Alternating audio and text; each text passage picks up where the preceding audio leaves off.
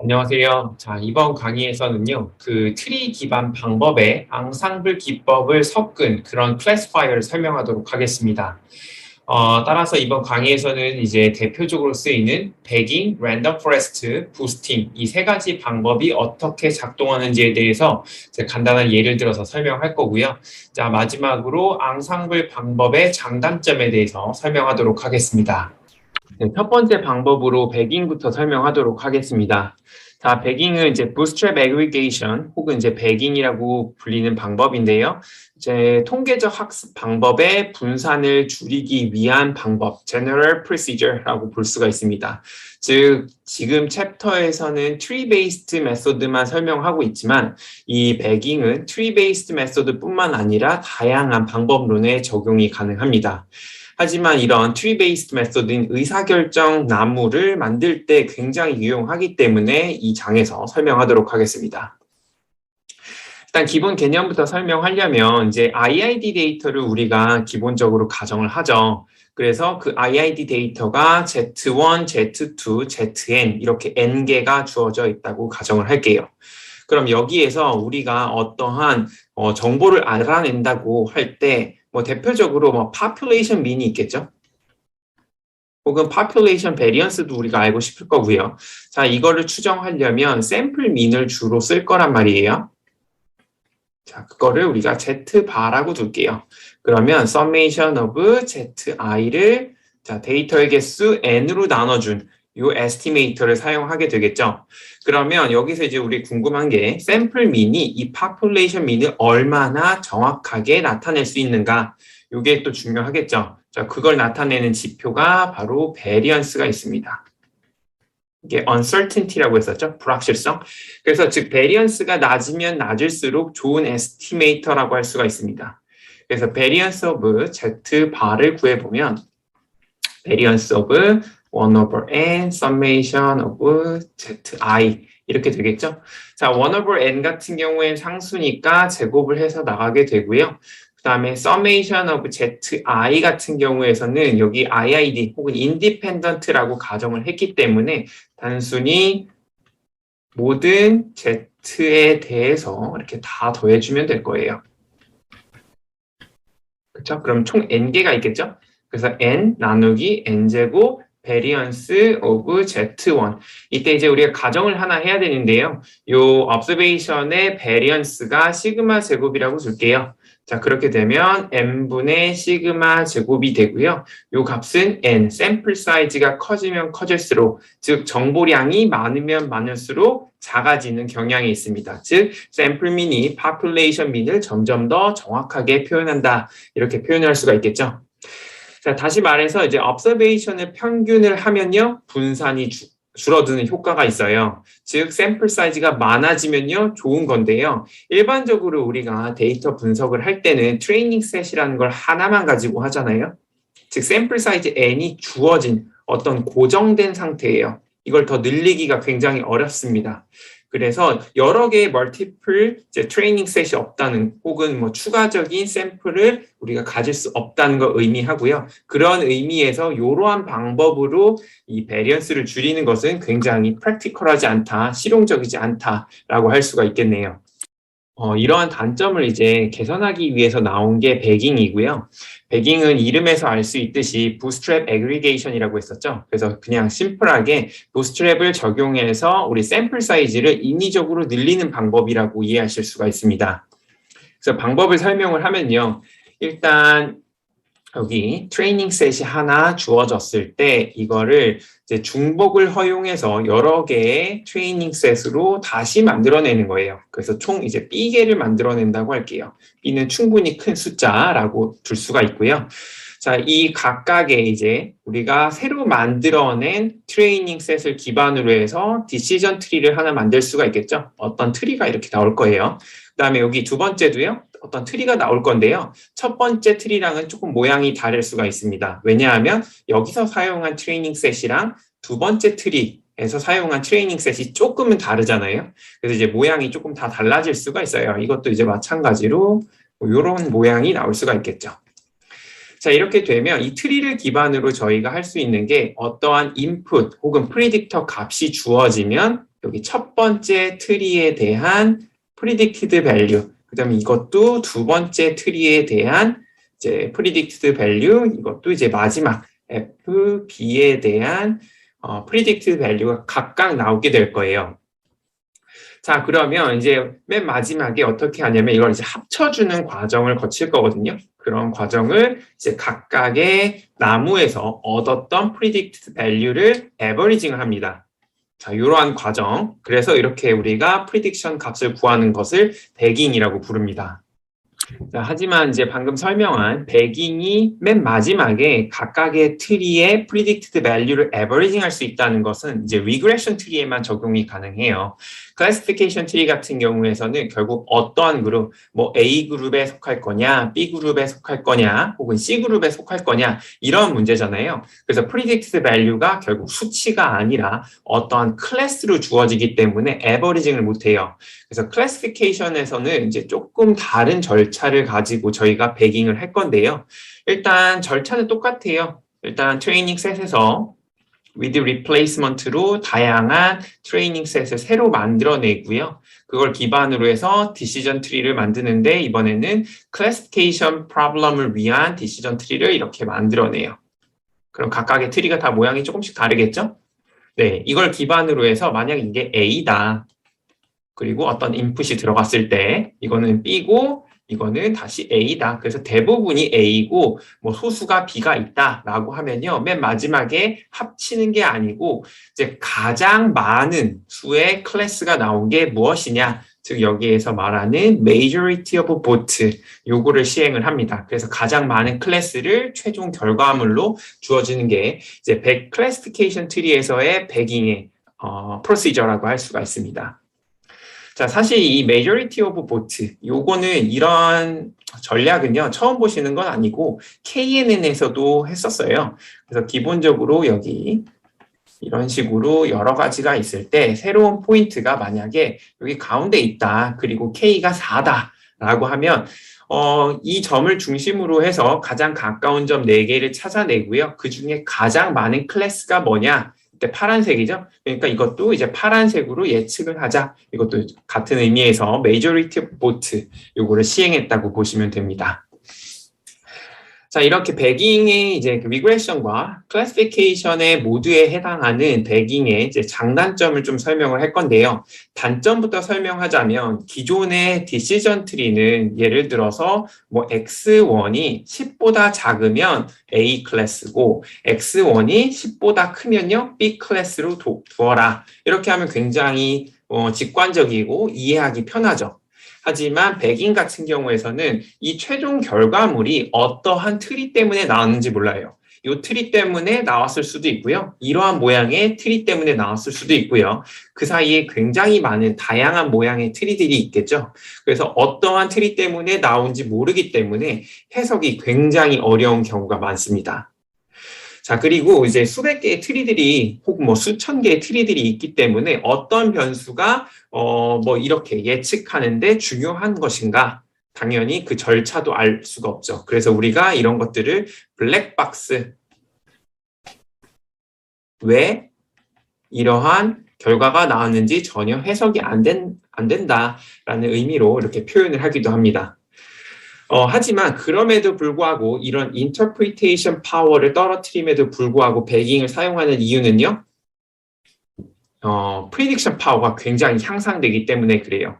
일반적으로 예전에 제가 decision tree가 뭐 logistic regression보다 현저히 prediction power 입장에서 현저히 떨어진다라고 했었죠. 근데 배깅을 단순히 배깅만 적용하더라도요. logistic regression보다 훨씬 더 prediction power가 높아지는 경우가 많습니다. 그럼 실제로 프리딕션 파워가 얼마나 좋아지고 왜 좋아지는지를 좀 살펴보기 위해서요. 앞서 이제 디시전 트리 섹션을 강의할 때 썼던 그 시뮬레이티드 데이터를 이용해서 다시 한번 설명하도록 하겠습니다. 자, 이 경우에 true decision boundary가 제가 기억하기로는 x1 제곱 더하기 x2 제곱이 뭐 예를 들어 4.3 이하다라고 하면 다 초록색, 바깥쪽에 있으면 다 빨간색 클래스예요. 근데 이제 여기에 일부에 이런 에러들이 존재하는 경우죠. 자, 이런 경우에 이제 디시전 트리 같은 경우에서는 다시 한번 설명하자면 뭐 이런 식으로 한번 자르고 그 다음에 이렇게 자르고 또 이렇게 또 잘라주고 이렇게 해서 계속해서 계속 자르다 보면 결국 원과 굉장히 비슷한 모양이 나올 수 있다라고 설명을 한 적이 있었죠.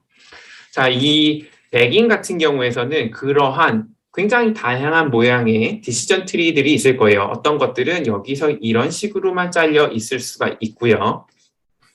그리고요. 어떤 경우에는 이제 색깔을 조금 특이하게 바꿔주고 싶은데 초록색도 안 되고 다시 뭐 노란색으로 표현하면 이런 식으로 잘려 있을 수도 있고요. 어떤 경우엔 여기만 좀 중점을 둬서 할 수도 있고요. 왜냐하면 우리가 이쪽 파트의 데이터가 뭐 실수로 혹은 우연하게도 다 안 뽑힐 수가 있겠죠. 그럼 여기에만 조금 더 초점을 맞춰가지고 이러한 바운더리가 만들어질 수가 있습니다.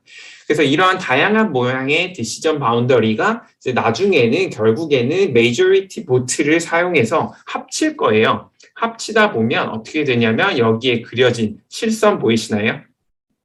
굉장히 원과 굉장히 비슷하게 생긴 뭐 쭈글쭈글하다고 볼 수도 있지만 결국 이제 최적의 디시전 바운더리와 유사한 모양의 그 에스티메이티드 디시전 바운더리가 나오게 되거든요. 배깅이. 그렇기 때문에 기존에 있는 그 디시전 바운더리를 가지고 있는 그 디시전 트리들이 있죠. 클래시피케이션 트리들 그것보다 이제 훨씬 더 좋은 성능을 나타낸다라고 할 수가 있습니다. 이번 슬라이드에서는 이제 배깅으로 추정한 모델이 얼마나 정확한지 그리고 그 정확한 수치를 어떻게 확인하는지 그 방법에 대해서 설명하도록 하겠습니다. 자, 일반적으로 앞서 설명한 모든 방법들은요, 이러한 accuracy, MSE나 misclassification error rate를 확인하는 방법으로요, 테스트 셋을 이용하라고 했어요. 근데 테스트 셋은요, 구하기가 어렵죠? 그래서 이제 나온 대안이 크로스 밸리데이션이었어요. 그렇죠? 크로스 밸리데이션의 이제 궁극적인 목표는 트레이닝 셋을 나누고 밸리데이션 셋을 나눠서 이것만 가지고 모델 학습을 하자. 그리고 이걸로 이제 accuracy를 측정하자 이런 거죠. 그런데 배깅을 사용한 이제 배그드 트리 그래서 트레이닝 셋이 이렇게 있을 때 with replacement로 새로운 트레이닝 셋들을 이런 식으로 계속 만들어낼 거잖아요. 그러면 이렇게 새롭게 만들어낸 트레이닝 셋으로 새롭게 만들어낸 트리를요 우리는 배그드 트리라고 부를 거예요. 배그드 트리 혹은 배그드 모델. 이건 1번 트레이닝 셋, 이제 2번에서 하면 두 번째 트리가 나오겠죠? 이렇게 나올 거예요. 그죠? 자, 이 경우에 만약에 1번부터 시작해서 1, 2, 3, 4, 5, 6 이렇게 있다고 하면 with replacement로 똑같이 6개를 뽑아내면 어떤 것들은 이제 중복으로 뽑힐 거예요. 그래서 예를 들어서 뭐 1번이 3번 뽑혔고요. 그 다음에 4, 5, 6 이렇게 뽑혔다고 합시다. 자, 그 말인 즉슨 이제 전체 데이터 observation 6개 중에요. 3번이랑 그러니까 2번, 3번은요. 요 모델, 요 배그드 트리를 학습하는 데 쓰이지 않았죠. 그래서 이거 2번과 3번은요. 우리가 out of bag samples라고 부릅니다. 그리고 두 번째도 마찬가지예요. 두 번째도 똑같은 과정으로 1, 2, 3, 4, 5, 6 중에 우리가 인위적으로 뽑았더니 5, 5, 5, 6, 6, 6 이렇게 나왔다고 할게요. 그러면 쓰이지 않았던 게 이제 1, 2, 3, 4죠. 자, 이 트리에 대해서는요. out of sample이 1, 2, 3, 4라고 할 수가 있겠네요. 자, 여기 크로스 밸리데이션과 다시 비교를 해보면 굉장히 유사한 점이 있어요. 이 트리를 학습하는 데 있어서 일부의 데이터만 썼죠. 그래서 이 모델 학습하지 하는데 쓰이지 않았던 샘플들을 가지고 accuracy를 estimate 하면 되겠죠. 평가를 하면 되겠죠. 그래서 이 배깅을 사용한 모델 같은 경우에서 accuracy를 측정할 때는 이 out of bag 샘플을 이용하면 됩니다. 그리고 참고로요, 이렇게 with replacement로 해서 똑같은 수의 이렇게 샘플을 뽑으면요, 평균적으로 3분의 2가 중복으로 뽑히고요, 3분의 1은요, out of bag samples로 이렇게 뽑힌다고 합니다. 약 3분의 1이 그래요. 자, 그렇게 되면 첫 번째 트리에 대한 어떤 MSE가 나올 거예요. 첫 번째 트리. 그리고 두 번째 트리에 대한 MSE가 나올 거고요. 이런 식으로 해서 B번째 트리에 대한 MSE도 나올 거고, 그럼 전체 모델에 대한 accuracy, predicted value에 대한 MSE는요, 당연히 average를 하면 되겠죠. 네, 이러한 방법으로 이제 우리 모델 평가를 할 수가 있고요. 만약에 B가 굉장히 크다라고 하면 이거 이제 LOCB랑 굉장히 Live One-Out Cross Validation이랑 굉장히 유사한데요. 이제 Live One-Out Cross Validation 같은 경우에서는 모든 데이터들이 이제 이 트리를 구성하는데 모델을 학습하는데 N-1번 굉장히 많이 이용된다. 이러한 개념이잖아요. 근데 이제 B가 굉장히 크다는 것은 이 1번이 이러한 매그드 트리를 구성하는데 혹은 2번 observation이 매그드 트리를 구성하는데 굉장히 많이 쓰였다. 이렇게 해석이 되겠죠. 자, 그러한 관점에서 이 B가 전체 트리의 개수가 굉장히 많다라고 하는 것은 결국 LOCB와 유사하다라고 할 수가 있습니다. 자, 지금까지 설명했던 배깅과 배깅의 accuracy를 측정하는 out of bag 이 개념을요, HEART 데이터에 적용한 결과를 이용해서 설명하도록 하겠습니다. 자, 여기 보이는 이 직선이요, 이제 테스트 셋을 이용해서 배깅을 평가한 결과고요. 그 다음에 여기 초록색이요, 배깅 모델을 out of bag 그 관점에서 평가한 결과라고 합니다. 그리고 참고로 여기 점선은요, 일반적으로 배깅을 사용하지 않은 그냥 디시전 트리 하나를 이용해서 나온 또 테스트 셋의 결과라고 합니다. 자, 이걸 비교를 해보면요. 이게 일단은 여기 있는 실선이 배깅을 이용한 테스트 에러가요. 디시전 트리의 테스트 에러보다 전반적으로 더 낮은 거 볼 수가 있죠. 참고로 여기 number of trees가 이제 B에 해당해요. 배깅을 이용했을 때 총 몇 개의 트리를 이용할까? 그래서 처음에는 뭐 사실 똑같아야겠죠. 처음에 B가 1이면 똑같아야 되고요. 그 다음에는 이제 계속 오르락 내리락 하는데 전반적으로 봤을 때 즉 실선이 점선보다 아래에 있는 거 혹은 거의 같은 거 볼 수 있죠. 이러한 갭을 볼 수 있기 때문에 배깅이 이제 디시전 트리보다는 accuracy 측면에서는 조금 더 좋을 수 있다라는 걸 알 수가 있고요. 자, 이 데이터에서 또 우리가 볼 수 있는 게요. 이 초록색 실선이요. 이 까만색 실선보다 현저하게 낮아요. 그렇죠? 하지만 이러한 갭은요. 이 데이터에서만 한정적으로 나온 특수한 케이스고요. 일반적으로 이러한 경향을 보이지는 않습니다. 일반적으로는 이 초록색 실선이랑 까만색 실선은요. 굉장히 유사한 경향이 있습니다. 자, 그 밖에도 여기 그림에서는 랜덤 포레스트라는 개념에 대한 테스트 에러들도 주어져 있는데요. 요거는 이제 다음 슬라이드에서 설명하도록 하겠습니다. 배깅 같은 경우에서는 기존의 디시전 트리보다 인터프리테이션, 즉 해석력은 굉장히 떨어지지만 프리딕션 파워가 높기 때문에 쓴다고 설명드렸잖아요. 그런데 이제 앞서서 설명했던 HEART 데이터 결과를 보시면요. 그냥 하나의 디시전 트리보다 뭐 현저히 좋다라고 할 만한 게 거의 없었죠. 좋다고 하더라도요, 아주 살짝 좋거나 대부분의 그 B라는 number of tree를 조정했을 때 대부분의 경우에 prediction power가 굉장히 비슷한 거 볼 수가 있었어요. 자, 그러한 이유를 우리가 생각을 해보면요. 배깅 같은 경우에는 기존의 데이터셋을요, 이렇게 그냥 with replacement로 나눠서 트리를 구성해요. 그럼 이 각각의 트레이닝 데이터로 우리 다시 한번 모델을 학습을 할 건데요.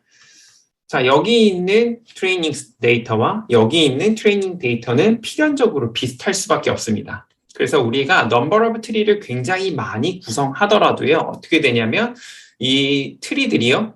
굉장히 유사해질 수밖에 없는 문제가 발생합니다.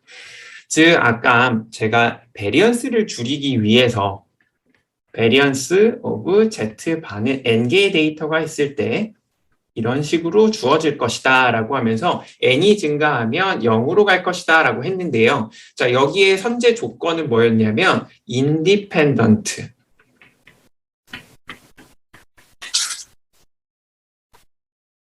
independent sample이란 조건이 만족을 해야 됩니다. 하지만 이 경우에는요. 우리가 이 트리들이요. 굉장히 유사하기 때문에 highly correlated 되어 있다라고 생각을 할 수가 있겠죠. 이 independent 조건이 깨지게 돼요. 그렇게 되면 필연적으로 이 베리언스가 부가적으로 이제 코베리언스만큼 더해지거든요. 그래서 0으로 가는 속도가 굉장히 느려집니다. 그래서 이제 배깅은 이러한 문제점을 갖고 있기 때문에 그럼 이러한 문제점을 어떻게 하면 해결할 수 있을까 해서 나온 게 여기 있는 랜덤 포레스트라고 할 수가 있습니다. 자, 랜덤 포레스트 같은 경우에서는 결국 핵심이 디코릴레이션입니다. 즉, 요 트리의 모양을 어떻게든 다르게 만들어보자, 이게 핵심이에요. 자, 이렇게 다르게 되면요, 여기에 베리언스를 우리가 구할 때 필연적으로 발생했던 코베리언스 파트가 0으로 되면서 지워지겠죠. 그래서 이제 베리언스를 훨씬 낮춰주고, 즉 여기 랜덤 포레스트를 썼을 때의 애큐러시가 현저히 높아질 수가 있게 됩니다. 뭐 항상 그렇다는 건 아니고요. 일반적으로 그렇게 될 가능성이 굉장히 높아집니다. 그럼 랜덤 포레스트는 어떻게 서로 굉장히 다른 모양의 트리들을 만들까? 이걸 설명을 할 건데요. 기본적으로 아파트, 여기 부스트랩까지는 똑같아요. 하지만 트리를 구성할 때요. 기존에 우리가 다시 트리를 하나 그려보면 여기에 x1이 10보다 작으면 이쪽 노드로 가고요. x1이 10 이상이면요. 이쪽 노드로 가라. 이렇게 하면 사실 여기에 고려하는 거는 모든 possible predictor를 다 고려를 하는 거죠. 그리고 모든 possible cut point를 다 고려를 할 거예요. 샘플들이 굉장히 유사하다면 제가 with replacement로 조금 다른 트레이닝 셋을 쓰더라도요. 계속해서 똑같은 컷 포인트랑 똑같은 베리어블들이 이렇게 나올 가능성이 매우 높습니다. 그래서 랜덤 포레스트는요. 애초에 변수가 x1, x2, 뭐 x10까지 있으면 여기 첫 번째 노드를 나눌 때 요 스플릿하는 브랜치를 구성할 때요. 전체 노드를 쓰는 게 아니고요. 일부 노드만 쓰게 돼요.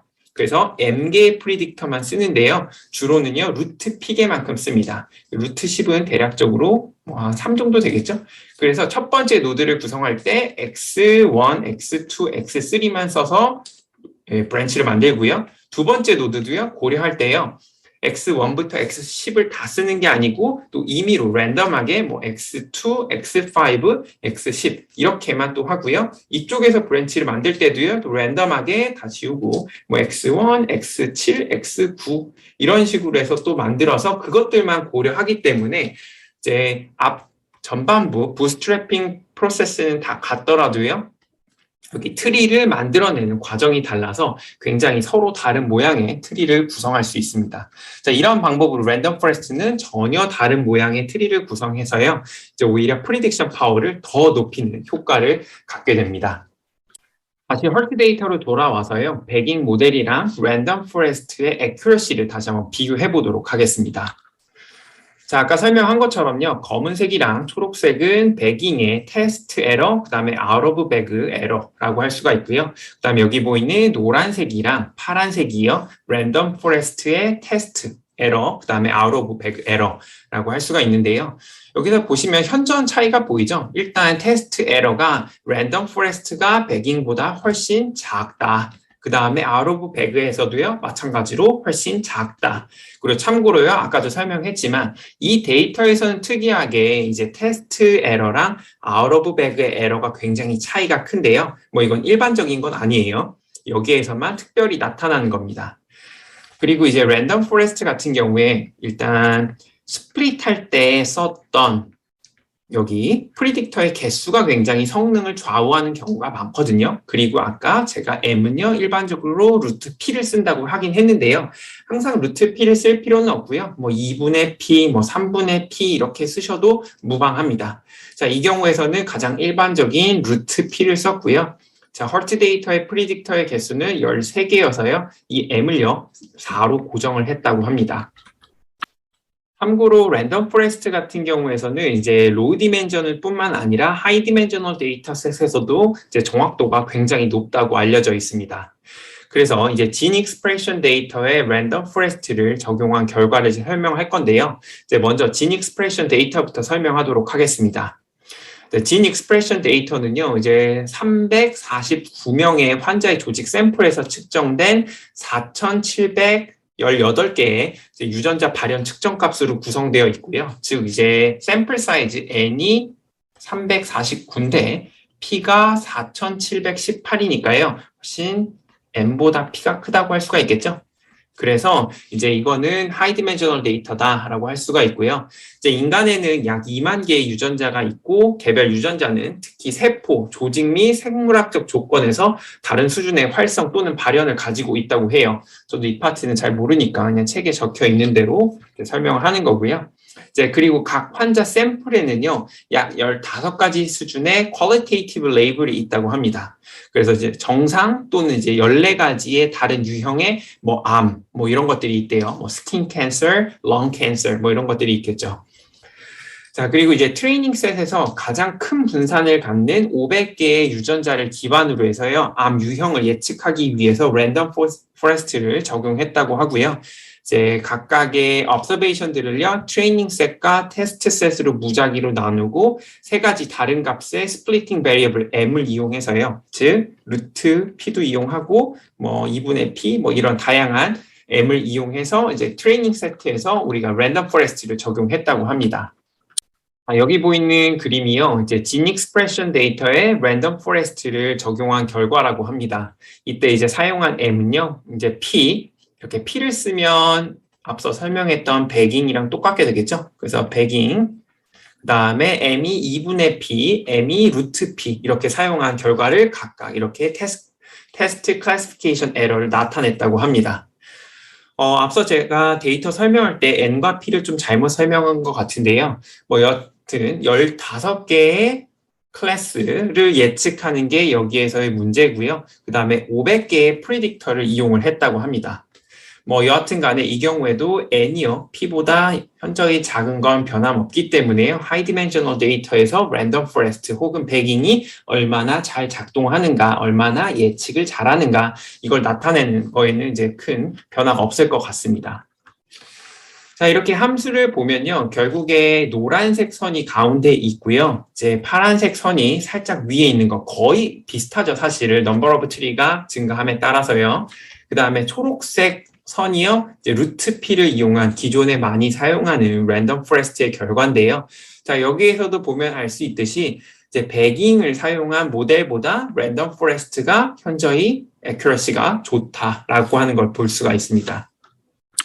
참고로 이제 디시전 트리를 그냥 적용을 했다고 하면요, 에러 레이트가 45.7%래요. 그럼 약 0.457이니까 이렇게 그릴 수가 있겠죠. 뭐 넘버 오브 트리가 하나니까 여긴 변함이 없을 거고요.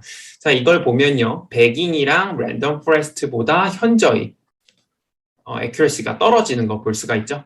자, 이런 관점에서 저희가 이제 배깅이랑 랜덤 포레스트를 예측 모델로 많이 사용합니다. 그리고 이제 또 다른 질문이 우리가 넘버 오브 트리 B를 어떻게 구하느냐 이 문제가 마지막으로 남아 있겠죠. 자, 이 경우에는 이제 테스트 클래시피케이션 에러 여기서 썼지만 아웃 오브 배그 에러를 써도 상관은 없어요. 제가 앞서서도 계속 그 둘의 패턴은 비슷할 것이다. 그리고 그 값도 굉장히 비슷할 것이다 라고 했었잖아요. 일반적으로 비슷한 게 맞고요. 자, 이렇게 그려보면 여기는 테스트지만 뭐 아웃 오브 배그라고 생각하셔도 무방하고요. 처음에 넘버 오브 트리를 이렇게 증가시키면요. 이렇게 높다가 급격하게 떨어집니다. 그리고 살짝 증가했다 내려갔다 요걸 반복하지만 뭐 대략적으로 한 300 정도 B가 300인 경우부터는요. 여기서 약간의 등락은 있어요. 오르락 내리락은 있지만 거의 일정하게 유지가 되죠. 그래서 이런 것들을 기반으로 해서야 일정하게 유지가 되는 그 B값을 찾아서 해주시면 되고요. 자기 이거 못하겠다 해서 너무 큰 값을 구하게 되면요. 디시전 트리를 뭐 B를 100만 개다, 10의 6승계다 하면 디시전 트리를 100만 개를 학습을 해야 되잖아요. 그건 큰 의미가 없어요. 여기서 보시면 에러가 점점 감소하는 게 아니잖아요. 그냥 일정하게 유지가 되지. 그래서 이제 컴퓨테이셔널 코스트에만 부담을 줄 뿐이니까 적당한 수의 B를 고르시는 게 좋고 B가 너무 작아지면요. 애큐러시도 떨어지지만요. 이 떨어지는 이유는 왜 그러냐면 오버핏 때문에 그래요. 그렇죠? 그렇기 때문에 이제 B는 적당한 수, 이렇게 큰 값을 골라주시는 게 좋습니다. 이번에는 이제 부스팅 강의하도록 하겠습니다. 자, 부스팅은 배깅과 마찬가지로요. 리그레션 프로블럼 혹은 이제 클래시피케이션 프로블럼을 위한 많은 통계적 학습 방법에 적용할 수 있는 매우 일반적인 방식이라고 할 수가 있습니다. 자, 여기서는 이제 편의상 이제 리그레션 트리의 부스팅에 대해서만 다룰 건데요. 클래시피케이션 트리도요. 여전히 똑같은 방법으로 저희가 적용은 가능합니다. 일단 이제 배깅과 부스팅을 비교하면서 설명하도록 할게요. 이제 배깅에서는요. 먼저 원 데이터셋이 이렇게 있으면 부스트랩 사용해서 이제 원본 트레이닝 셋을 여러 개 이렇게 카피로 만들죠. 트레이닝 셋을 여러 개를 만들어내요. 그 다음에 각각의 트레이닝 셋에 대해서 저희가 디시전 트리를 만들어내죠. 여기 DT1, DT2. 그 다음에 여기 뭐 B개를 만들었다 라고 하면 최종 결과물 predicted value를 구할 때는요. 각각의 디시전 트리의 결과를 합쳐주는 어떠한 방식을 저희가 씁니다. 이 경우에 리그레션 트리를 썼기 때문에 이 경우에 average를 그냥 쓰면 되겠죠. 이제 부스팅은요, 이제 백인이랑 거의 다 똑같은데요. 이 트레이닝 셋을 만들 때요, 이제 순차적으로 만든다. 이 점만 제외하면 다 똑같습니다. 그래서 다시 한번 설명을 하면요, 원 데이터 셋이 있죠. 그걸 가지고 그대로 트레이닝 셋을 이용을 하는 거예요. 그 다음에 이걸 기반으로 해서 디시전 트리를 하나 만듭니다. 리그레션 트리를 하나 만들고요. 자, 이 리그레션 트리가 설명하지 못하는 부분이 있을 거예요. 이쪽이 있고 저희는 이걸 다 설명하고 싶은데 첫 번째 모델 DT1은요. 이만큼밖에 설명을 못해요. 그래 이 부분은 아직 설명이 안 되겠죠. 그럼 이 부분에 해당하는 파트를요. 트레이닝 셋으로 새롭게 구축을 해냅니다. 그러면 여기를 대상으로 하는 디시전 트리를 하나 더 만들고요. 이번에도 100% 다 설명은 못할 거예요. 그럼 이만큼 될 거고 이만큼이 또 남겠죠. 그 부분이 이렇게 세 번째 트레이닝 셋으로 또 구축이 되고요. 또 이걸 위한 디시전 트리를 또 만들어냅니다.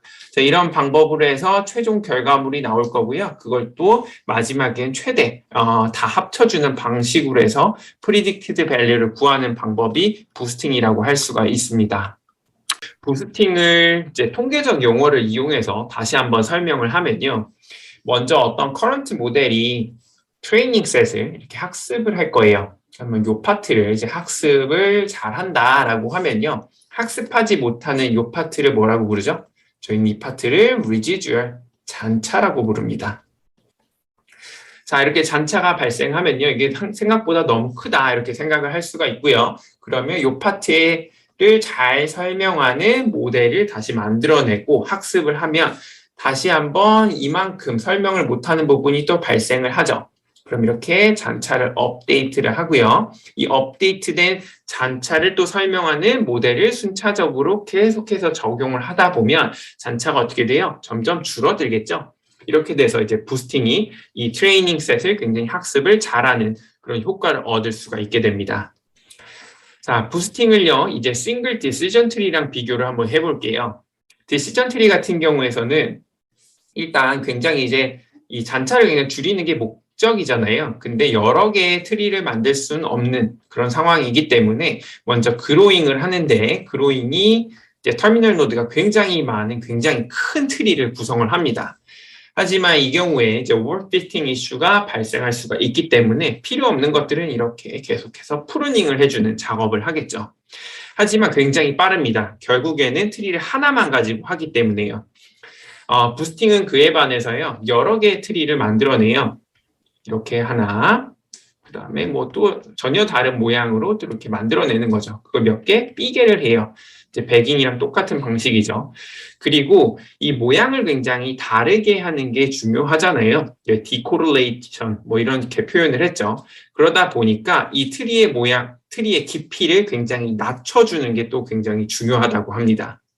그래서 이렇게 트리의 모양이 깊이가 굉장히 작기 때문에요. 학습 속도가 굉장히 느리다는 특징이 있습니다. 자, 여기서 이제 느리다의 개념은요. 뒤에 슬라이드에서 한 번 더 설명하도록 할게요. 뭐 여하튼 간에 부스팅은요. 이 터미널 노드가 D 플러스 1개 요 정도 혹은 D개 보통 D를요. 1, 2나 3 이렇게 두는 경우가 많습니다. 그리고요. 여기에 learns slowly 해서 학습을 굉장히 천천히 한다라고 표현하는 데 있어서는요. 뒤에 좀 이따 더 설명하겠지만 첫 번째 모델이 이만큼 설명한다고 했었잖아요. 이만큼.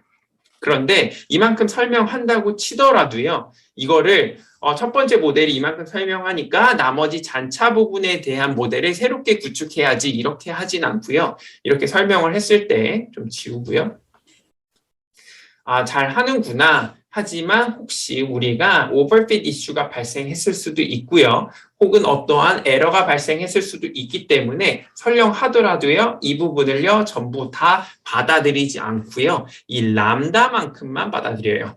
그래서 이 람다가요, 사실 러닝 레이트라고 보시면 돼요. 자, 이 부분은 뒤에서 수도 코드 나올 때 다시 한번 설명하도록 하겠습니다. 참고로 여기 리그레션 트리 같은 경우에서는 리지듀얼을 이제 학습하는 방법으로 계속해서 트리를 구성하면 된다고 했는데요. 클래시피케이션 트리 같은 경우에서는 이제 조금 문제가 더 어렵습니다. 자, 그 부분은 나중에 기회가 되면 또 설명하도록 하겠습니다. 이번에는 수도 코드를 이용해서 부스팅을 설명하도록 하겠습니다. 자, 여기 보이는 수도 코드는요, Boosting for Regression Tree고요. 자, 첫 번째 스텝에서는 이제 predicted value 혹은 fitted value를 설정을 하는 건데요. f hat x를 0이라고 설정해요. 그리고 residual 같은 경우에서는 yi 빼기 fitted value 혹은 predicted value 이걸 쓰죠. 자, 여기 노테이션에서는 이렇게 쓸 수가 있기 때문에 첫 번째 RI, residual은요, YI, 데이터 observation을 그대로 쓴다고 생각하시면 됩니다. 자, 그러면 이제 RI가 주어져 있으면요, 우리가 트레이닝 할 대상이죠. 그 다음에 먼저 트리를 하나 만들어내요. 근데 이 트리에는 제약식을 하나 걸어줄 거고요. 그 제약은요, D 스플릿만큼 있어요. 그래서 트리가 이게 한번 분리가 됐죠? 그러면 이게 원 스플릿인 거고요. 그 다음에 여기서 한 번 더 분리가 된다. 그럼 여기서는 투 스플릿이 된 거예요. 투 스플릿 트리. 이렇게 표현을 할 수가 있어요. 그러면 터미널 노드의 개수는요, 당연히 D 플러스 1개. 이렇게 되겠죠. 자, 이걸 이렇게 굉장히 작은 트리를 이용해서요, RI를 저희가 리지듀얼을 학습을 하게 됩니다. 자, 이렇게 학습을 하면 이제 fitted value가 나올 건데요. 그 fitted value를요, 이 트리가 주는 값 그대로 쓰지 않을 겁니다. 어떻게 할 거면요, 여기 적혀 있는 대로 f at x는요, 그 전에 학습했던 fitted value에다가 람다 곱하기 방금 학습한 트리의 fitted value를 더한 것으로 저희가 업데이트를 해줄 거예요. 이게 무슨 말이냐 하면은 원래 f hat x가 10일 때가 베스트라고 할게요. 이게 가장 좋은 거예요. 그리고 이 트리 자체가 너무 좋아서 f hat x가요, 실제로 10이 나왔어요. 그럼에도 불구하고 우리는 f hat x를요, 요 f hat bx 이걸 그대로 넣는 게 아니고요. 람다 곱하기 f의 bx만큼 넣겠다. 굉장히 느리게 학습하겠다라는 뜻이에요. 자, 이렇게 되면 오히려 그냥 단일 트리 쓰는 게 더 좋지 않냐라고 생각을 할 수가 있는데요. 예를 들어 여기 수치 그대로 넣을게요. 람다는 0.1이라고 그냥 가정을 할게요. 보통은 조금 더 작은 0.01이나 0.001 이렇게 두긴 하거든요. 0.1이라고 두면요, 이렇게 해서 1이 나오겠죠. 1로 업데이트를 하게 돼요. 그럼 9만큼이 어떻게 돼요? 설명하지 못하는 파트 리지듀얼로 남을 거예요. 하지만 이 파트는요, 이 트리가 다시 한번 설명이 가능할 거예요. 이 9를 설명하는 트리를 만들어내면 거의 비슷한 트리가 나와서 저희가 다시 한번 0.1 곱하기 10 이렇게 돼서 1만큼 또 설명이 됩니다. 그럼 이게 8로 떨어지겠죠? 즉, 이 트리가 똑같은 모양의 트리가 10개가 나오면요, 정확하게 저희가 fitted value, 가장 베스트 fitted value를 찾아낼 수 있다는 의미입니다. 람다가 작으면 작을수록 러닝 레이트는 참고로 당연히 느려지겠죠. 자, 이러한 방식으로 해서요, 설명하지 못하는 파트 residual 업데이트 하고요. 마찬가지로 이걸 순차적으로 계속해서 반복을 합니다. 만족한 수준이 나올 때까지요. 자, 그렇게 되면 맨 마지막에 f at x는요, 이런 식으로 람다 곱하기 f hat b x 이렇게 weighted average로 저희가 구하면 됩니다. 방금 수도코드에서 볼 수 있듯이요, 부스팅은요, 3개의 튜닝 파라미터를 가지고 있습니다. 첫 번째로 이제 백인이랑 마찬가지로 number of tree 해서 b개, 몇 개의 트리를 만들어낼까 이런 게 있겠죠. 뭐 기존 백인이랑 랜덤 포레스트에서는 이 B를 선정하는 게 그렇게 중요한 문제는 아니었어요. 왜냐하면 일단 랜덤 포레스트 같은 경우에 트레이닝 셋을 여러 개를 만들어내고요. 각각의 트레이닝 셋을 학습하는 모델들을 만들어내죠. 그래서 이 경우에는 오버핏 이슈를 저희가 생각할 필요가 거의 없습니다. 물론 이 트리를 너무 복잡하게 만들지 않는 이런 넘버 오브 스플릿은 조정을 해줘야 되지만요. 이 넘버 오브 트리 자체, 트리의 개수는 그렇게 중요한 문제가 아니었어요. 하지만 부스팅은 어때요? 이렇게 모델을 만들어낸 다음에요. 설명하지 못하는 파트를 기반으로 해서 트레이닝 셋을 만들고 다시 한번 모델 구축, 설명하지 못하는 파트, 그 다음에 모델 구축 이렇게 하죠. 그래서 트리가 너무 많아지면요. 오버핏 이슈가 발생할 수가 있습니다. 그래서 이제 이 넘버 오브 트리, B를요, 적절한 수준으로 저희가 고정을 해줘야 되는데요. 보통은 이제 크로스 발리데이션 이용하셔서 이제 선택해 주시면 됩니다. 이제 두 번째 튜닝 파라미터는요, 러닝 레이트에 해당하는 이 슈링키지 파라미터라고 부르네요. 이제 슈링키지 파라미터 람다를 골라주셔야 돼요. 자, 이건 이제 부스팅이 학습하는 이 레이트를 제어하는 값이고요. 앞서 제가 말씀드린 것처럼요, 보통은 0.01 혹은 0.001 이런 식으로 정해줍니다. 근데 이제 더 작은 값을 넣어주셔도 상관은 없는데요. 이제 람다가 너무 작으면요, B가 굉장히 많아져야 돼요. 아까 말씀드린 것처럼 람다가 0.1이었으면 똑같은 트리가 10개만 있으면 베스트 피티드 밸류를 얻을 수가 있었죠. 근데 만약 0.001이다 그러면 1000개는 있어야지 베스트 피티드 밸류가 나오겠죠. 자, 이러한 관점에서 람다가 너무 작으면 시간이 너무 많이 걸리는 단점이 있습니다. 자, 그리고 세 번째가요. 이제 넘버 오브 스플릿 여기 D인데요. 자, D는요, 작으면 작을수록 좋아요. 아까 말씀드린 것처럼요, 굉장히 다른 모양의 트리가 여러 개 있으면 애큐러시가 상승하는 효과가 있다. 이게 앙상블 메소드의 특징이었잖아요. 그래서 D가 너무 크면요, 모양이 필연적으로 조금 비슷해질 수밖에 없어요. 그래서 일반적으로는 이제 D를요, 1 정도로 둬요. 그래서 즉, 뿌리가 있으면요, 딱 가지가 한 번 나온 거예요. 그래서 이런 경우를 저희는 스텀프, 우리말로는 이제 그루터기, 나무 그루터기 있죠? 네, 이렇게 불러서 D를 1을 많이 씁니다. 물론 이제 D를 2로 둬도 되고요. 3으로 둬도 상관은 없어요. 그 다음에 크로스 발리데이션에 뭐 에러를 사용해서 적절한 D를 골라주셔도 되는데요. 일반적으로 D를 1로 설정했을 때 애큐러시가 가장 높다고 합니다. 자, 이번에는 이제 부스팅이랑 랜덤 포레스트를요, 진 익스프레션 데이터에 적용한 결과라고 합니다.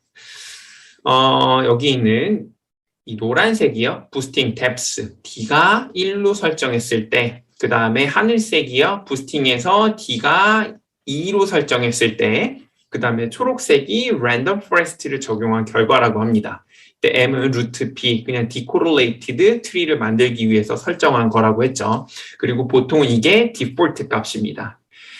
그리고 이제 Y축, X축 같은 경우에 number of tree, 그 다음에 이 Y축은요, test classification error예요. 그래서 이 테스트니까요, 이 작으면 작을수록 무조건 좋은 거예요. 넘버 오브 트리가 커져서 부스팅이 좋다, 뭐 이런 오버핏을 저희가 생각할 필요는 없습니다. 이 경우에는. 자, 이걸 보시면요, 일단 작으면 작을수록 좋으니까 에러는 일단 부스팅 뎁스가 1일 때가 제일 좋고요. 그 다음에 뎁스가 2일 때 별로 좋지 않죠. 근데 랜덤 포레스트와 비교했을 때는 현저히 좋은 효과가 있다는 걸 볼 수가 있습니다. 자, 그리고 이제 이것도 앞서서 한번 설명하긴 했는데요. 일단 하나의 단일 디시전 트리를 썼을 때는요, 테스트 에러 레이트가 약 24%라고 해요. 0.24 정도. 그래서 그냥 디시전 트리와 비교했을 때 이 앙상블 기법들이 훨씬 더 애큐러시가 좋다라고 할 수가 있습니다. 그리고 참고 삼아서 하나 더 말씀드리면요. 이제 부스팅이 그럼 랜덤 포레스트보다 언제나 좋냐? 그렇지는 않고요. 경우에 따라서 언제나 달라집니다. 그래서 항상 이제 한 데이터셋을 분석을 할 때는요. 여러 가지 것들을 모두 다 적용을 해서 이 테스트 클래시피케이션 에러 혹은 크로스 발리데이션 에러를 비교해서 적합한 방법을 골라주셔야 됩니다. 이번 슬라이드에서는 에이다 부스트 혹은 아다 부스트에 대해서 설명하도록 하겠습니다. 에이다 부스트는 일단 어댑티브 부스팅의 약자로서요. 그 클래시피케이션 프로블럼에 적용할 수 있는 부스팅 방법이라고 할 수가 있습니다. 그리고 이 에이다 부스트는요.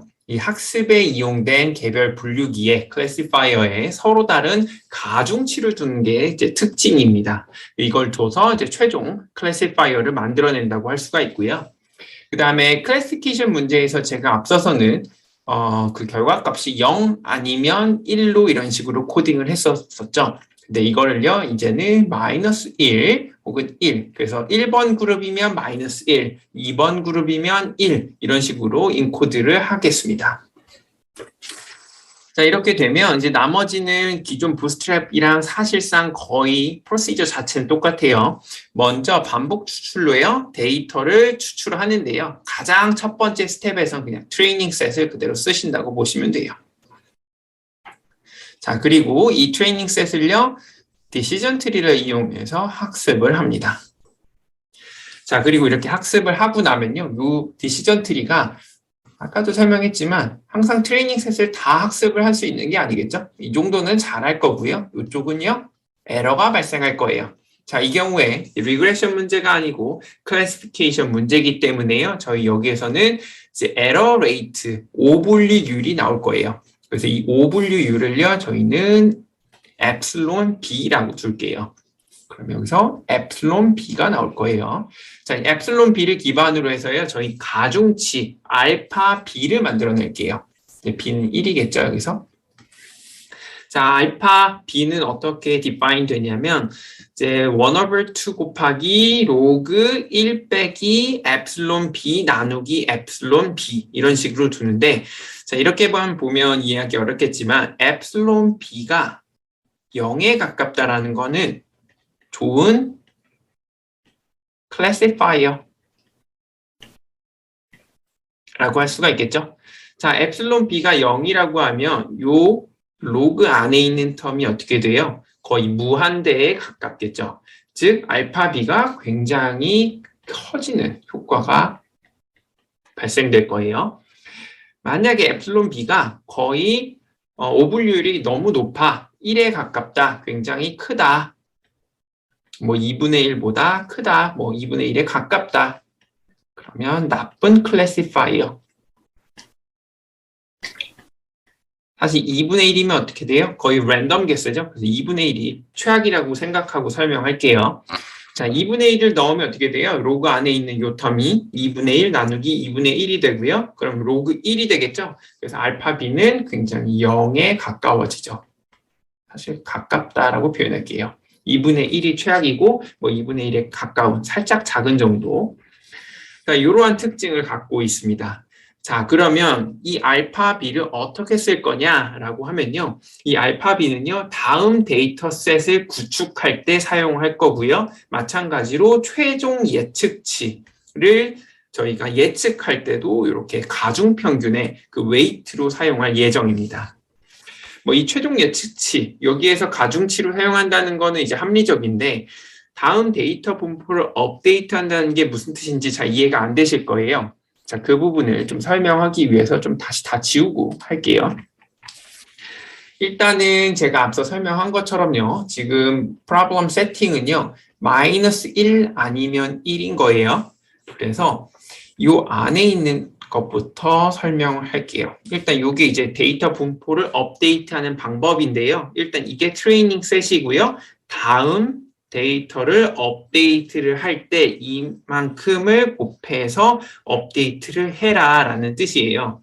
이 부분을 설명하기 위해서 제가 표를 하나 그릴게요. exp of 마이너스 알파 t y i h t x i 즉, 이 안에 있는 이 파트고요. 이 ZB는요, 참고로 그냥 정규화 상수기 때문에요. 거의 무시하셔도 상관은 없습니다. 여하튼 간에 이렇게 하고요. 그 다음에 good classifier. 그 다음에 bad classifier 이렇게 있다고 할게요. 자, 이렇게 되면 이제 y, i가 h, t, x, i 뭐 이런 식으로 두면요. 일단은 좋은 분류기에서는 어떻게 돼요? 자, 이거를 이렇게 다시 한번 씁시다. yi 곱하기 htxi가 1.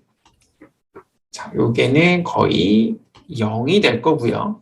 그 다음에 이 부분은요, 1보다 굉장히 낮아질 거예요.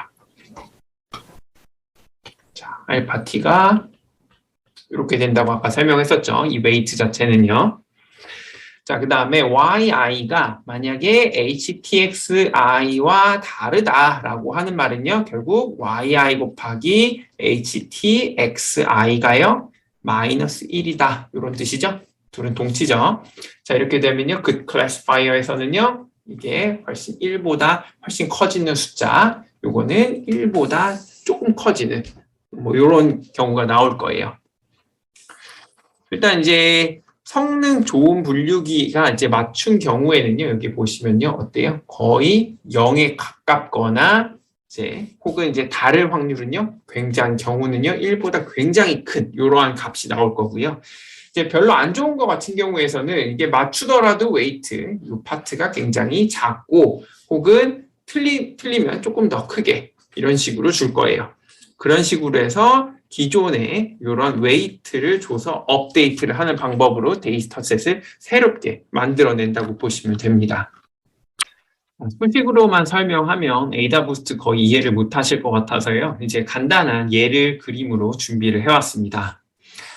이제 첫 번째, 이게 기존에 있는 트레이닝 셋이라고 할게요. 그러면 모든 데이터 포인트들이 가중치가 다 1이라서요. 동등하게 평가를 받게 될 거예요.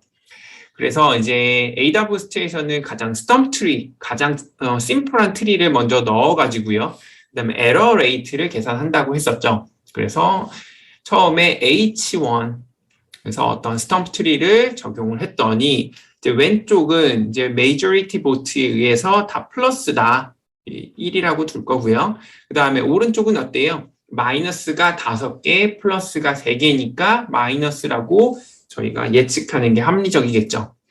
자, 이걸 기반으로 보면 에러 레이트를 이제 생각을 해볼 건데, 자, 왼쪽은 에러가 없어요. 근데 오른쪽은요, 마이너스라고 예측을 했는데 여기 3개의 에러가 발생했죠. 총 데이터 포인트가 10개니까요. 자, 에러 레이트 엡실론 1은요, 0.3이라고 둘 수가 있습니다. 그 다음에 알파 1은요, 계산하는 그 공식 있죠? 로그 1 빼기 엡실론 나누기 엡실론, 요거 넣으시면요 0.42가 나온다고 해요. 자, 이제 여기에서 이제 그 새로운 트레이닝 셋을 또 업데이트를 해야 되잖아요. 그래서 각 observation마다 또 웨이트를 곱해줄 거예요. 정규화 상수는요, 저희가 어떻게 잘 구했다고 생각을 할게요. 그건 이제 10개니까 모두 다 썸만 해주면 되죠. 그래서 이제 알파 1을 구할 건데요. 일단 레이블이 딱 맞춘 그룹을 잘 저희가 에스티메이트한 7개의 케이스는요, 2의 마이너스 알파 원승에서 0.66만큼 웨이트를 곱해줄 거고요. 만약 저희가 분류를 잘못한 것들은요, 2의 알파 원승 해가지고 1.52만큼 웨이트를 줘서 샘플링을 할 거예요. 그래서 이제 여기에선 플러스와 마이너스가 모두 동일한 크기잖아요. 웨이트가 똑같아서. 근데 이제 요 크기를 좀 조정을 할 거예요. 이제 잘못된 것들은 1.52만큼의 가치를 가질 거고요. 잘 예측된 것들은 0.66만큼의 가치를 가질 거예요. 그래서 만약에 저희가 이렇게 3개 이렇게 있다고 할게요. 그러면 majority vote 하면 3개 해서 판정 불능 이런 식으로 해야 되겠지만요. 자, 이 경우에서는요, 플러스의 웨이트가 훨씬 세게 걸려 있죠. 그렇기 때문에 이제 플러스 영역이다. 이런 식으로 생각하시면 됩니다. 자, 이렇게 새롭게 트레이닝 셋을 구축하고 나면요, 그걸 기반으로 해서 다시 한번 저희가 학습을 할 거예요. 자, 그렇게 해서 학습을 하고 하는데, 자, 여기서부터는요, 단순히 에러 레이트 총 10개 중에 3개를 잘못 분류했다, 이런 식으로는 할 수가 없고요. 각 observation들이 각 웨이트를 갖고 있잖아요. 그래서 이제 좀 다른 방법으로 이제 오분류율을 계산할 건데요. 그 방법은 너무 쉬우니까 나중에 또 설명하도록 하고요. 여하튼 간에 이렇게 해서 하면요, 이번에 뭐 두 번째 모델이 있어서 왼쪽에 이렇게 됐고 대부분이 다 플러스죠. 메이저리티 보트에 의해서 이제 이거 다 플러스 영역이다라고 예상을 할 거고 여기에 오분류율이 이렇게 똑같이 나오는 거 볼 수가 있습니다. 그래서 이제 오분류율이 이제 0.21 거기에 대응되는 알파 값이 0.65 이렇게 나오겠죠. 그러면 이번에도 잘못된 이 마이너스 3개가 있었죠. 여기에다가는 2에 0.65승 해서 약 1.91 정도 되겠네요. 그 다음에 잘된 애들은요. 2에 마이너스 0.65승에서 0.52만큼 다시 곱해줘요. 그렇게 되면 이 플러스 굉장히 컸던 게 좀 작아지고요. 이 작은 마이너스는요. 웨이트를 세게 가지니까 이제 마이너스 이렇게 갖게 됩니다. 이러한 작업을 계속해서 반복해서 하시는 게 이제 에이다 부스트라고 할 수가 있습니다. 에이다 부스트 같은 경우에서는 그 알파값 구한 걸 기반으로 해서 웨이티드 에버리지를 구하고 그걸 기반으로 해서 최종 클래시피케이션 그 프리딕션 한다고 했었잖아요. 그래서 그 과정까지 이제 설명을 하도록 할게요. 자, 이게 이제 첫 번째 저희가 보여줬던 그 모델, 그걸 기반으로 학습해서 새로운 디시전 트리 만들고요. 그거 기반으로 해서 이 H3까지 만들어냈다고 할게요. 그리고 이 H3의 오분류율은요, 엡실론 3가 0.14, 알파 3는 0.92라고 할게요. 그러면 첫 번째 모델, 두 번째 모델, 세 번째 모델 여기서 나온 이제 디시전 바운더리가 있죠. 여기에다가 이제 0.42, 0.65 여기는 0.92를 곱해서 영역을 만들어내는 거예요. 자, 메이저리티 보트랑 똑같은데 이제 웨이트가 들어갔다. 여기에서만 약간의 차이가 있는 거죠. 자, 이렇게 합쳐보면요, 저희가 이런 식의 디시전 바운더리를 만들어낼 수가 있습니다. 딱 봐도 기존의 디시전 트리의 장점이 뭐였죠? 어떠한 X와 Y가 있을 때 이렇게 선으로 이루어지는 것도 아니고 곡선 이렇게 이루어지는 것도 아니고 굉장히 자유로운 형태의 디시전 바운더리를 만들어낼 수 있다. 이게 이제 디시전 트리의 장점이었는데 에이다 부스트도 여전히 똑같이 그러한 장점을 갖고 있는 거 볼 수가 있습니다. 이번에는 이제 Gradient Boosting Machine 해서 GBM에 대해서 설명을 하도록 하겠습니다. 이제 GBM은요, Gradient Descent 기법을 이용해서 손실함수, 로스 펑션을 최소화하는 방향으로 학습하는 방법이고요. 자, 기존에 방금 설명했던 에이다 부스트 같은 경우에서는 약한 모델의 오답의 가중치를 부여해서 새로운 모델을 학습하자 이거였죠. 근데 이제 Gradient Boosting Machine은요, 일단 잔차에 집중을 해요. 그래서 잔차를 최소화하는 과정에서 경사하강법을 사용하기 때문에 이런 이름이 붙었다고 합니다. Gradient Boosting Machine도요, 이제 잔차가 나오니까 이건 Classification Problem에 적용이 못하냐, 뭐 그런 건 아니고요. 이 로스 펑션을 잘 설정하시면요, 이제 Regression Problem과 Classification Problem 모두에 적용을 할 수 있는 방법인데, 일단은 앞서 설명했던 그 부스팅 방법, 거기랑 상당히 유사하다고 보시면 돼요. 여하튼 간에 일단은 자세하게 좀 설명을 하면요. GBM은요, 일단은 이제 데이터를 학습을 하고요. 잔차를 계산을 해요. 그 다음에 그 잔차를요, 다시 한번 학습을 해서 이제 Y를 업데이트 하고요. 다시 한번 설명하지 못하는 파트를 또 모델이 설명을 하고요. 그 다음에 또 설명하고요. 뭐 이런 식으로 계속해서 업데이트하는 방법이에요. 그래서 이제 부스팅 방법을 수도코드로 설명했을 때 그 방법 그대로를 따라가신다고 보시면 됩니다. 하나 다른 게 있다면 뭐가 다르냐면 잔차를 만들어내려면 학습 방법이 있어야겠죠. 그래서 Regression Problem에서 이제 저희가 많이 쓰는 게 OLS였잖아요. OLS는요. Summation of yi 빼기 알파 빼기 베타 xi 제곱을 최소화시켜주는 알파와 베타를 찾는 방법이죠. 이때 이제 사용하는 이거를 우리는 이제 로스 펑션이라고 하는데, 이 GBM은요, 다양한 형태의 로스 펑션을 이용한다는 측면에서 조금 더 자유도가 있다라고 할 수가 있습니다. 일반적으로 많이 사용하는 이제 로스 펑션을 설명을 드리면요. 방금 설명했던 거는 이제 스퀘어 로스예요. y 빼기 f의 제곱. 여기 스퀘어 텀 있죠? 그래서 이제 스퀘어 로스고요. 이걸 사용하면 OLS와 똑같은 결과를 얻는 겁니다. 그리고 또 많이 사용하는 게 absolute loss가 있는데요. absolute loss는요, 결국 제곱 대신에 절대값을 쓰자. 이걸 언제 많이 써요? 이건 아웃라이어가 존재할 때. 이제 아웃라이어가 예를 들어서 어떤 포인트가 이렇게 있는데 한 포인트만 굉장히 멀리 떨어져 있는 거예요. 그러면 기존에 우리는 이러한 라인을 긋는 게 가장 데이터 설명, 패턴을 설명하는데 좋겠죠. 근데 이거 여기에 대응되는 residual이 10이다. 그럼 10에 제곱하면 100만큼 영향을 주겠죠. 근데 절대값을 씌우면 10만큼만 영향을 주니까 상대적으로 좀 덜 꺾일 거예요. 그래서 이제 그런 경우에 많이 쓰고요. 후버 로스랑 퀀타일 로스 같은 경우도 비슷한 경우라고 생각하시면 됩니다. 이제 데이터 성격에 맞게끔 여러분들이 여기 로스 펑션을 자유롭게 골라서 학습을 하시면 되고요. 만약에 regression problem이 아니고 classification problem이다 라고 하면 여기 보시는 Bernoulli loss나 absolute loss 이런 거 쓰시면 또 됩니다. 자, 이번에는 지금까지 배웠던 앙상블 기반 트리 방법들을 스팸 데이터에 적용해서 그 accuracy를 비교해 보도록 하겠습니다. 지금 여기에 사용한 데이터, 이 example은요, 우리가 사용하는 교과서에 있는 건 아니고 Element of Statistical Learning 챕터 15에 있는 거, 거기에 있는 결과를 가져왔습니다.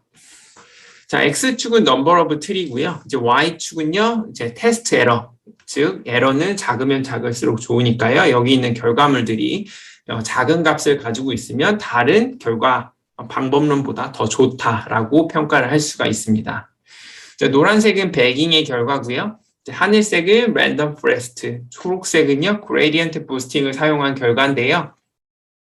이때 이제 5 노드가 터미널이니까요. D를 4로 설정한 결과라고 할 수가 있습니다.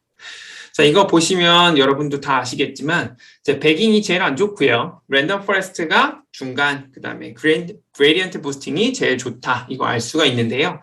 뭐 이렇게 배깅이 안 좋다고 하지만요. 단일 디시전 트리보다는 월등히 액큐러시가 좋은 모델이라고 할 수가 있습니다.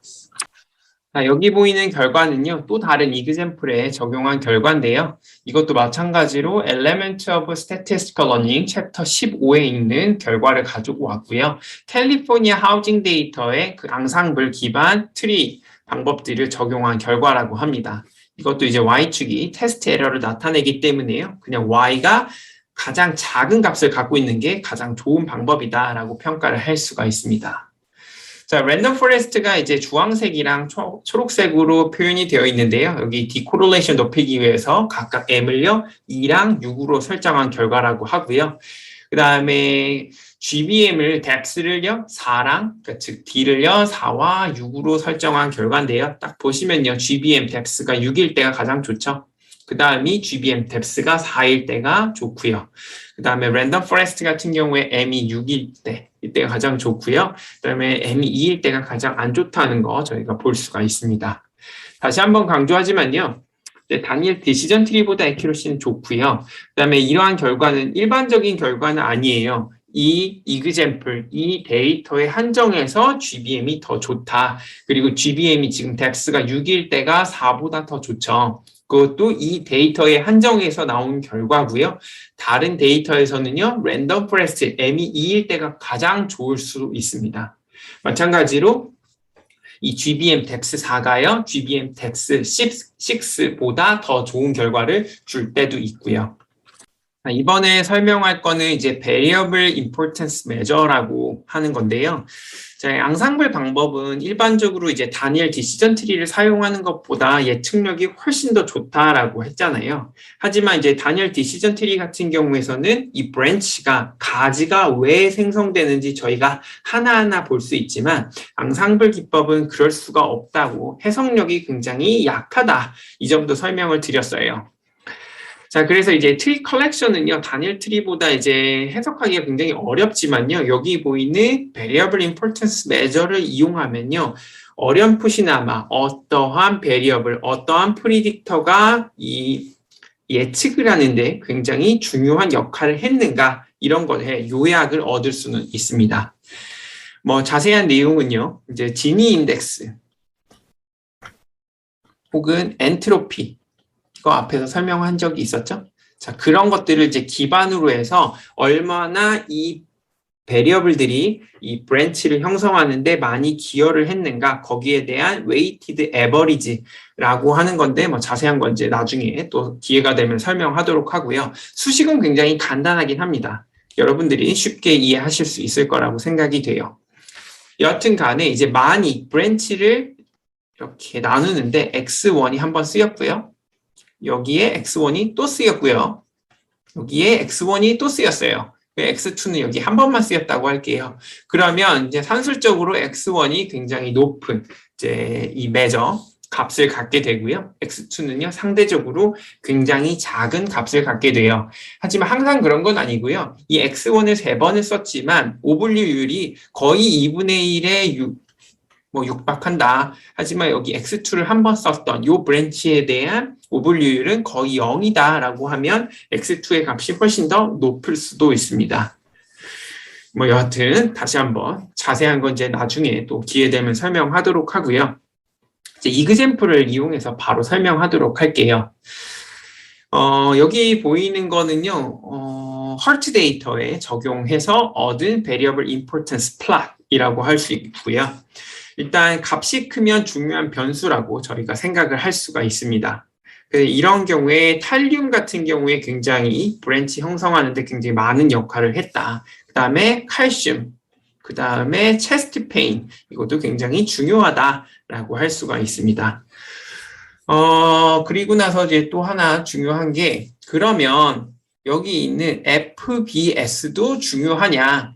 잘 몰라요. 이런 것들은 사실 알 방법이 없습니다. 그래서 이제 일반적으로 많이 쓰는 게 일단 탈륨이 가장 중요하다는 거 맞고요. 그 다음에 칼슘이 중요한 건 맞는데 거의 절반밖에 안 되거든요. 그러면 이 칼슘도 중요하냐고 할 수 있냐? 이거는 이제 여러 가지 기준이 있는데요. 일단 중요 변수 탑3를 뽑아서 이 매저와 관계없이 순서대로 이렇게 3개가 중요합니다라고 평가를 할 수가 있고요. 또 다른 방법은요. 보다 보면 차이가 굉장히 많이 날 때가 있어요. 지금은 좀 많이 애매한데요. 이렇게 3개는요. 거의 값이 비등비등하고요. 나머지는요. 이렇게 아주 큰 갭이 있다고 할게요. 그렇게 되면 이렇게 갭이 굉장히 많이 나는 요거를 기준으로 삼아서 3개를 이렇게 골라주실 수도 있어요.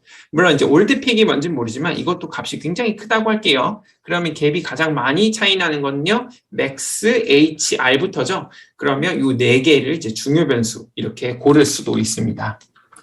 자, 이제 강의 요약하고 마치도록 하겠습니다. 자, 이번 강의에서는 기존 디시전 트리의 애큐러시를 향상시키기 위해 개발된 대표적인 앙상블 방법들을 소개를 했습니다. 이제 3가지를 설명했는데 첫 번째가 배깅이었고요. 결국에는 트레이닝 셋이 있을 때 패러렐하게 다양하게 많이 만들어낸 다음에 여기에서 모델들을 DT1, 그래서 DTB를 각각 만들어내고요. 나중에 가중합으로 합쳐서 predicted value, 아웃풋을 만들어내는 이 방법이었고요. 자, 이 방법의 문제는요. 이 각각의 디시전 트리들이 너무 유사해서 합치는 게 큰 의미가 없어지는 단점이 있었죠. 그래서 이 디시전 트리의 모양을 다르게 하기 위해서 브랜치를 저희가 최적의 브랜치를 만들어낼 때 모든 프리딕터를 쓰는 게 아니라 일부의 프리딕터만 쓰는 그러한 방법을 만들어냈죠. 그게 바로 랜덤 포레스트. 그렇죠? 그래서 앞부분은요. 똑같습니다. 배깅과 패러렐하게 트레이닝 셋을 굉장히 많이 만들어내고요. 부스트랩 이용해서요. 그 다음에 이 트리를 구성할 때요. m을요. 루트 p개 혹은 지정된 숫자 c개만큼만 이용해서 만들어내는 거죠. 그러면 이 트리들의 모양이 굉장히 달라지는 효과가 발생하게 됩니다. 그렇게 해서 합쳐보면 애큐러시가 조금 더 좋아지더라. 이 방법을 설명했고요. 그 다음에 3번째가 부스팅 방법을 설명을 했어요. 부스팅 방법은 이제 맥인과 랜덤 포레스트 같은 경우에서는 디시전 트리, 모델 학습할 때 약간의 변화를 줬다면요. 부스팅은요. 이 트레이닝 셋을 처음에 나눌 때, 요때 이제 약간의 변화를 주는 거예요. 그래서 DT를 만들고 나면요. 이걸 기반으로 해서 새롭게 트레이닝 셋을 업데이트를 하는데요. 사실 이렇게만 하는 건 아니죠. 같이 들어오게 돼요. 그리고 나서 DT2가 나오고요. 이것도 같이 합쳐서 새롭게 트레이닝 셋. 이렇게 해서 트레이닝 셋을 만들어낼 때 이전 모델들의 결과를 이용하자. 가 핵심이죠. 그리고 나서 맨 마지막에 또 아웃풋을 만들 때는 각각의 트리들의 가중합을 이용을 하고요. 자, 앙상블 모델 같은 경우에서는 이제 특징이 있었죠. 일단은 애큐러시가 굉장히 높습니다. 하지만 이게 장점이고요. 단점이 뭐였죠? 굉장히 많은 트리들을 이용하기 때문에 이 결과가 왜 나왔는지 알 수가 없습니다. 즉, 해석이 어렵습니다. 자, 이것으로 수업 마치도록 하겠습니다.